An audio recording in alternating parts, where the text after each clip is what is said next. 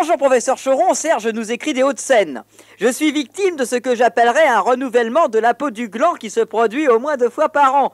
Actuellement, d'ailleurs, je suis en pleine mue. Cela dure environ 2 jours, apparition de petits boutons contenant de l'air qui se fripent et se déchirent pour laisser apparaître en dessous une peau neuve et rose. Je souhaiterais savoir si l'hypothèse d'une fréquence ou d'un temps de rapport, je fais durer le coït facilement 1 heure avec ma petite amie, trop important peut être retenue, ou si finalement cela n'est qu'une simple irritation de la peau du gland due à des fellations sauvages pratiquées par une compagne un peu trop ardente.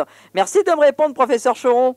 Bah oui, le gland se pèle, tu le laisses trop longtemps au soleil. Mais comme il le met à l'ombre dans la bouche de sa bonne femme, donc c'est pas ça. Maintenant, les serpents muent aussi, là, ils perdent leur peau, ils en font pas toute une histoire. Hein. Jamais un serpent m'a téléphoné parce qu'il perdait sa peau, il fait avec. La femelle serpent, quand elle suce son mâle, il lui reste plein de peau de serpent dans les gencives.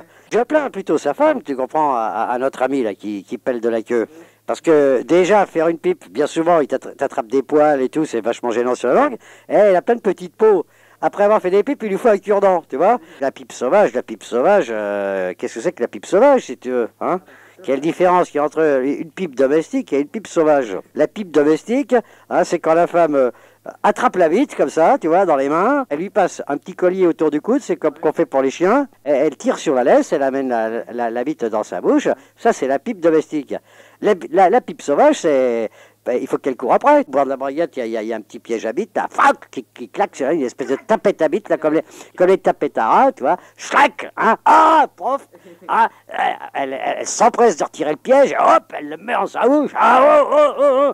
Ça, c'est la pipe sauvage. Et glou, et hop, clac. Le cri de Tarzan, c'était parce que Jane, elle lui faisait des pipes sauvages. Ah, hop, il descendait sur sa tête, puis hop, en bas de la liane, il y avait la gêne qui l'attendait. Oh, la bouche sauvage, pof. Et elle lui prenait la bite, alors t'entendais... C'est pas grave, qu'il continue à se gratter, à qu'il nous fasse pas chier. Bonjour